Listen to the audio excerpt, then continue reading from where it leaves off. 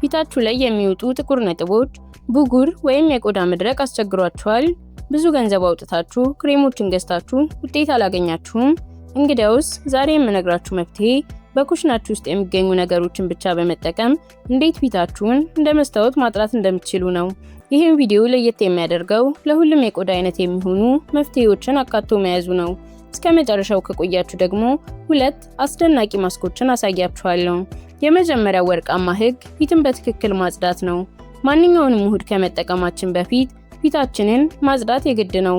ለዚህ ደግሞ ውድ ሳሙና አያስፈልጋችሁም። ቤታችሁ ውስጥ ትንሽ ወተት ካለ ጥጥ በማምጣት ወተት ውስጥ በመንከር ፊታችሁን መጥረግ ብቻ ነው። ወተት ውስጥ የሚገኘው ላክቲክ አሲድ የሞቱ የቆዳ ሴሎችን በማስወገድ ፊትን ያጠራል። ሌላው ደግሞ ሩዝ ዘፍዝፋችሁ በውሃው ፊታችሁን ብትታጠቡ ፊታችሁ ላይ ያሉ ቀዳዳዎች እንዲጠቡ ያደርጋል። ይሄም የኮሪያውያን ሚስጥር ነው። አሁን ውድ ወጪ ሳታወጡ ለፊታችሁ መጠቀም የምትችሏቸውን በኩሽናችሁ ውስጥ የሚገኙ ሁለት ነገሮችን አሳያችኋለሁ። የመጀመሪያው እርድና እርጎ መጠቀም ነው። እርድ ፊታችን ላይ ያሉ ባክቴሪያዎችን በመግደል ቆዳ የተፈጥሮ ወዙን እንዲያገኝ ያደርጋል። እርጎ ደግሞ የሞቱ ሴሎችን በማንሳት ቆዳችን አዲስና ለስላሳ እንዲሆን ያደርጋል። ይህንን ማስክ ለማዘጋጀት የሚያስፈልጉን ሁለት ቀላል ነገሮች ብቻ ናቸው። የመጀመሪያው አንድ የሾርባ ማንኪያ እርጎ ነው። ተፈጥሯዊ ቢሆን ይመረጣል።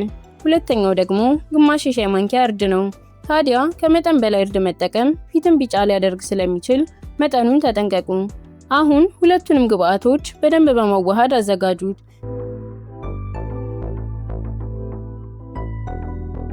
መጀመሪያ ላይ ፊታችሁን ለብ ባለ ውሃ ብትታጠቡ ቀዳዳዎች እንዲከፈቱ ይረዳችኋል።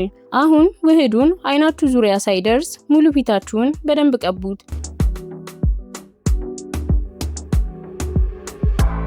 ከ15 እስከ 20 ደቂቃዎች አቆይታችሁ ታጠቡ። ከታጠባችሁ በኋላ ምናልባት ፊታችሁ ላይ መጠነኛ ቢጫነት ካለ ጥጥ አዘጋጁና ጥቂት ወተት ወይም የወይራ ዘይት በማድረግ ፊታችሁን እልውሉት። ቢጫነቱን ወዲያው ያጠፋዋል።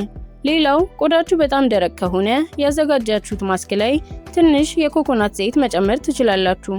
በተቃራኒው በጣም ወዛም ፊት ካላችሁ ደግሞ ትንሽ የሎሚ ጠብታ ጨምሩበት።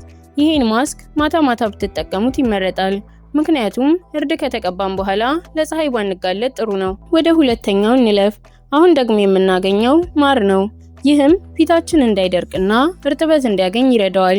ፊታችን ላይ ለሚወጣ ብጉርና ቁስልም መዳኛ ነው። የፊት መጨማደድን ከመከላከሉም ባለፈ በውስጡ ባለው ኢንዛይም አማካኝነት የጠቆሩ የፊት ክፍሎችን ቀስ በቀስ የማቅላት ባህሪ አለው። ፊታችሁ ደረቅ ከሆነ አንድ ማንኪያ ማር ከግማሽ የበሰለ አቮካዶ ጋር በመቀላቀል መጠቀም ትችላላችሁ።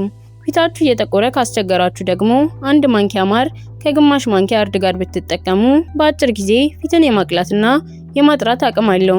ነገር ግን ፋብሪካ የገባና ስኳር የገባበት ማር ለፊት አይሆንም። ንጹህ የተፈጥሮ ማር ለመጠቀም ሞክሩ። ማር ግን ለሁሉም ይስማማል ማለት አይደለም። መጀመሪያ ላይ ጆሮአችሁ ስር ትንሽ ቀብታችሁ ለ20 ደቂቃ ጠብቁ። ካላሳከካችሁ ለፊታችሁ ተጠቀሙበት። ሁሌም ቢሆን ተፈጥሯዊ ነገር ፊታችሁ ላይ ከማድረጋችሁ በፊት እጃችሁ ላይ በመቀባት የቆዳ ስሜታችሁን ማረጋገጥ አትርሱ። ቀጥሎ የምነግራችሁን ሁለት ነገሮች ካላደረጋችሁ ግን ምንም አይነት ማስክ ብትቀቡ ለውጥ አታገኙም።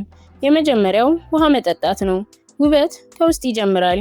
በቀን ቢያንስ 8 ብርጭቆ ውሃ መጠጣት ቆዳችሁ በራሱ እንዲጸዳ ይረዳዋል። ሁለተኛው ደግሞ በቻላችሁት አቅም በየጊዜው ትራስ ጨርቃችሁን መቀየር ነው። ምክንያቱም ትራስ ላይ የሚከማች ቆሻሻ ለብጉር ዋነኛ ምክንያት ነው። እስከ መጨረሻው አብራችሁን ስለቆያችሁ እናመሰግናለን። ዛሬ ያሳየኋችሁን ውህዶች በሳምንት 2 ወይም 3 ቀን በመጠቀም አስደናቂ ለውጥ ማየት ትችላላችሁ። ዋናው ነገር ትዕግስትና ኮንሲስተንሲ ነው። በሚቀጥለው ቪዲዮ በሌላ ጠቃሚ መረጃ እስክንገናኝ ድረስ ቻናላችንን ላይክ እና ሰብስክራይብ ማድረግ አትርሱ።